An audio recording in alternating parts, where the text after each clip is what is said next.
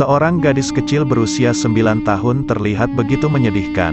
Kerudung putihnya lusuh karena berulang kali ia gunakan untuk mengelap air mata dan ingusnya.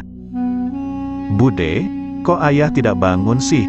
Bangunin dong, entar siang kan ayah harus pergi ngaji ke rumah Ibu Dian. Kalau ayah enggak bangun, siapa yang bakal anterin ayah ngaji?" Mata bulat Ayana tertuju pada tubuh ayahnya yang terbujur kaku di hadapannya. "Ayah, bangun dong, ayah mau pergi ngaji bentar lagi." Teriakan ibunya membuat Ayana terdiam terpaku. "Kalian telah membunuh suamiku, pergi kalian, aku tidak sudi melihat wajah kalian, maaf, ini semua murni kecelakaan. Maaf, kalian tidak akan dapat mengembalikan suamiku. Kalian pembunuh." Ayana memperhatikan semuanya dalam diam. Kemarin siang sang ayah menjemputnya dari madrasah dengan menggunakan sepeda. Ayana dibonceng di belakang. Namun tiba-tiba ada sebuah mobil mewah yang menabrak mereka. Ayana terempas ke pinggir jalan yang dipenuhi rerumputan. Namun ayahnya malah terlempar ke tengah jalan. Ada sebuah truk besar yang menggilas tubuhnya. Bukan mobil itu yang menabrak ayahnya hingga mati. Namun karena mobil itulah sang ayah harus menjemput maut dengan cara mengerikan. Terlindas truk tepat di hadapannya. Mata merah Ayana menatap lekat-lekat wajah yang telah membuat sang ayah pergi. Ia kira, inilah penderitaan yang paling menyakitkan yang harus ia terima. Kehilangan ayah yang paling ia cintai dengan cara yang mengenaskan. Namun, ternyata ini bukan akhir dari penderitaannya. Ibu, satu-satunya orang yang ia jadikan tempat bersandar dan berlindung harus ikut pergi meninggalkannya. Tepat seminggu setelah kematian sang ayah, ibunya ditemukan telah meninggal gantung diri. Ibunya terlalu mencintai ayah Ayana hingga tidak rela kalau harus berpisah dengan suaminya itu. Ibu mencintai ayah. "Namun ibu tidak mencintaiku, bunuh diri itu dosa." Itu kata guru ngaji ayah. "Tapi kenapa ibu bunuh diri? Apa ibu tidak takut masuk neraka?" Ibu tahu guru ngaji ayah pernah berkata, "Haram surga untukmu yang mengakhiri hidupnya secara sengaja." Tapi, kenapa ibu malah melakukannya? Ayana terus berucap di samping tubuh ibunya yang kaku. Belum kering air matanya untuk kematian sang ayah. Kini matanya kembali basah menangisi kepergian ibunya. "Ayah enggak mau tinggal sama mereka, Bude. Mereka yang telah membuat ayah dan ibu pergi ninggalin ayah." Ayana menggeleng tegas saat keluarga yang membuat ayahnya tertabrak truk akan membawanya untuk tinggal bersama mereka. "Ayah janji bakal jadi anak penurut, tapi ayah mohon Bude, jangan biarkan mereka membawa ayah dari sini. Mereka orang baik, Ayana, mereka akan memberikanmu baju bagus, buku-buku cerita, dan mereka pun akan memberikanmu sepeda yang bagus." "Enggak. Ayah enggak mau itu semua," ia menolaknya dengan tegas. Hingga tepat setengah tahun setelah kematian ayah dan ibunya, lagi-lagi Allah mengambil orang yang ia sayangi. Budenya meninggal karena serangan jantung. Hidupnya terlunta-lunta. Semua sanak saudaranya tinggal di luar Pulau Jawa. Ayana hanya bisa makan atas belas kasih tetangga yang dengan baik hati memberinya makan. Namun, yang membuatnya sedih adalah ia harus menghentikan pendidikannya. Tidak ada yang mau membelikannya buku tulis. Tidak ada pula yang mau memberikannya baju seragam untuk sekolah. Baju seragamnya yang dulu sudah tidak muat lagi.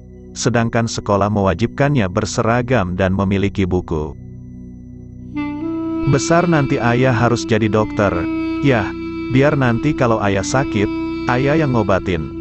Kata-kata itu selalu ayahnya ucapkan saat mengantarnya sekolah. Kata-kata itu terus berputar di kepala Ayana. Kalau ia sampai putus sekolah, bagaimana cita-citanya sekaligus keinginan ayahnya dapat terwujud? Tidak mungkin kan kalau ia bisa menjadi dokter kalau putus sekolah? Yang ada ia hanya akan menjadi gadis yang tidak berpendidikan. Akhirnya Ayana kecil yang sudah dapat berpikir dewasa karena kesakitan hidup yang pernah ia alami, memutuskan untuk menerima bantuan dari keluarga yang telah membuatnya menderita. Ayana menolak dengan keras saat Mama dan Papa Zahra, orang yang telah membuat ia harus kehilangan kedua orang tuanya, hendak mengangkatnya sebagai anak angkat saat ia berumur 10 tahun. Mereka hendak membawa Ayana untuk tinggal di Jakarta. Walaupun mereka telah berlaku baik pada Ayana selama ini, hal itu tidak membuat rasa benci yang Ayana rasakan menghilang. Biar ibu saja yang menjadi ibu angkat Ayana. Ayana akan tinggal di sini bersama ibu. Kalian tidak usah khawatir. Ibu akan merawatnya seperti anak ibu sendiri, ucap nenek Nana dari pihak ibu Zahra. Ayana pun bersedia tinggal di Malang bersama nenek Nana. Ia menerima kasih sayang darinya, namun tetap saja terasa berbeda. Ayana duduk termenung di atas ranjang pesakitan, matanya menatap ke arah taman. Hatinya terasa begitu sakit saat melihat apa yang ada di taman. Di sana ada Ali yang tengah berlutut di depan Zahra. Ayana mengalihkan pandangannya dari sana saat ia melihat Ali mengecup kening Zahra. Apakah Ali telah mencintai Zahra? Itukah alasan Ali menolak pernyataan cintanya? Aku tidak akan membiarkanmu bahagia, Ra. Dulu ayah dan ibumu yang telah merenggut ayah dan ibuku dari sampingku, dan kini kau pun telah merenggut dia yang aku cinta. Kecelakaan yang menimpa Ayana membuat memori menyakitkan tentang masa lalu yang telah ia kubur dalam-dalam kembali mencuat ke permukaan. Dendam yang ia sangka telah padam termakan waktu kini kembali menyala terang tersiram api cemburu. Setelah 7 hari dirawat di rumah sakit, akhirnya Zahra mendapatkan izin untuk pulang. Ia benar-benar merasa senang. Ali menggendongnya, memindahkannya dari atas ranjang ke atas kursi roda. Nggak usah pakai kursi roda, Mas. Aku bisa jalan kok, gerutu Zahra. Ia merasa Ali memperlakukannya terlalu berlebihan. Tidak boleh protes, ucap Ali tegas membuat Zahra diam menurut. Sepanjang melewati koridor rumah sakit, para suster dan dokter menyapa Zahra dan Ali. Zahra mengerut bingung saat ada salah satu dokter pria menepuk bahu Ali seraya berkata, "Sabarlah. Pasti sebentar lagi Allah akan menggantinya. Apa yang hilang hingga Allah akan menggantinya? Apa Mas Ali telah kehilangan sesuatu?" batin Zahra. Ali kembali membuka pembicaraan saat mereka sudah di dalam mobil. "Ra, kamu benar sudah maafkan aku kan? Aku sudah maafin kamu, Mas.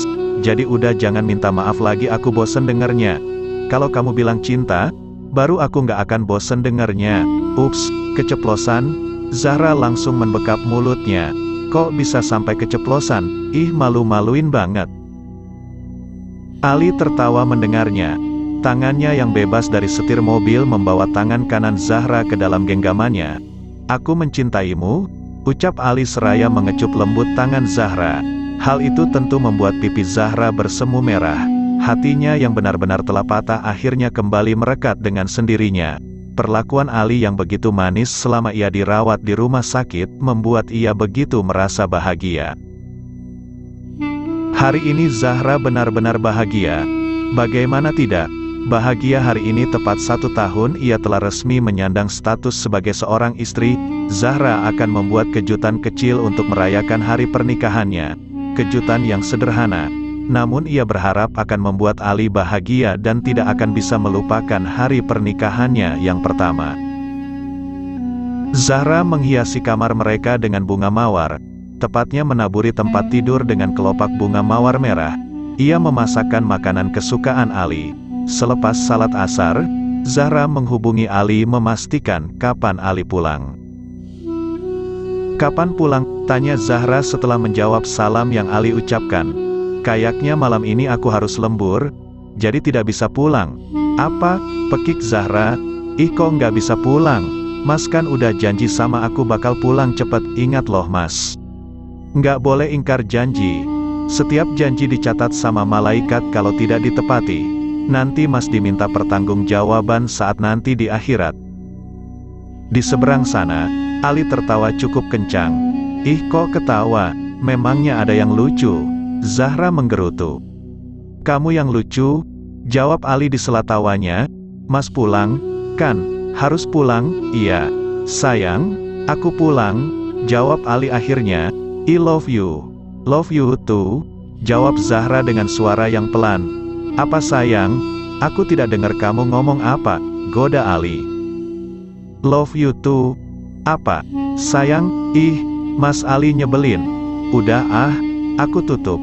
Wassalamualaikum, ucap Zahra sebelum menutup sambungan teleponnya. Ali tersenyum saat mengingat kembali pembicaraannya dengan Zahra barusan. Istrinya yang lucu dan Ali sungguh menyesali kenapa ia baru menyadari kalau istrinya itu sangat lucu. Kejadian menyakitkan 2 minggu yang lalu terhapus oleh momen-momen manisnya bersama Zahra. Bahkan secara perlahan, momen-momen manis itu mampu menghapus rasanya pada Ayana. Masuk, ucap Ali saat ada yang mengetuk pintu ruangannya. Rahang Ali mengeras saat melihat sosok Ayana yang kini berdiri di ambang pintu. Ayana tersenyum sopan pada Ali. Kau sudah sembuh? Ali bertanya basa-basi. Sudah dok. Senyum manis masih setia menghiasi wajah Ayana yang cantik. Ada yang bisa saya bantu? Oh iya. Mulai minggu depan, dokter pembimbingmu Dr. Haris. Ayana mengangguk. Setelahnya ia mengutarakan niatnya kenapa datang ke ruangan Ali. Karena mulai minggu depan pembimbing saya bukan lagi Dr. Ali. Saya ingin mengajak dokter makan malam perpisahan. Ali sudah hendak menolak. Namun urung saat Ayana menjelaskan kalau makan malam itu bukan hanya ia dan Ali, namun dengan beberapa teman satu tingkatnya yang juga ada di bawah bimbingan Dr. Ali, Doni, Dani, dan Mariana. Senyum di wajah Ayana semakin merekah. Kapan acara makan malamnya? Tanya Ali akhirnya. Malam Rabu di restoran Sahira, boleh saya mengajak istri saya? Seketika hati Ayana bergemuruh oleh rasa sakit yang tak tertahankan. Namun sebisa mungkin ia mencoba untuk menenangkan hatinya. Boleh, dok, malah saya senang kalau dokter ajak Zahra. Baiklah, saya akan ajak istri saya ke acara makan malam itu. Ayana mengangguk keluh, memaksakan bibirnya untuk mengukir senyum. Oh iya dok, sekalian saya mau minta maaf. Maaf untuk apa? Untuk kelancangan saya yang sudah berani-beraninya mengutarakan perasaan saya pada dokter. Ali diam membeku, tidak menyangka kalau Ayana akan kembali membahas hal itu. Tidak apa-apa Ayana, jawab Ali seadanya. Ayana beranjak dari duduknya. Kalau begitu saya permisi. Dok, maaf kalau saya mengganggu waktu dokter. Ali hanya menimpalinya dengan anggukan singkat. Zahra berulang kali melirik ke arah jam yang menggantung di dinding ruang tamu. Sudah setengah jam lebih ia menunggu kepulangan Ali. Namun yang ditunggu belum kunjung pulang. Zahra menarik napas dalam-dalam saat pikiran buruk tiba-tiba berdatangan memenuhi kepalanya. Ia takut kalau Ali kembali mengingkari janjinya, membiarnya menunggu dalam ketidakpastian. Namun, rasa takut itu benar-benar hilang saat akhirnya orang yang ditunggu datang. Selamat hari pernikahan kita yang pertama sayang. Ucap Ali mesra setelah mengucapkan salam. Ia mengecup lembut pipi Zahra yang mematung di depannya. Aku kira Mas tidak ingat. Mata coklat Zahra bear kaca-kaca saat Ali memberikannya satu tangkai mawar biru. Bunga kesukaannya. Rasanya benar-benar bahagia bercampur haru, walaupun hanya setangkai. Mana mungkin aku melupakannya. Ali mengecup lembut kening Zahra. Tangannya mendekap erat pinggang Zahra. Aku sungguh mencintaimu. Benarkah? Bukannya menjawab pertanyaan Zahra, Ali malah memberikan kecupan hangat tepat di atas bibir mungil Zahra. Dan malam yang terasa lebih indah mengantarkan keduanya kepada pelabuhan kenikmatan yang diridai oleh Allah.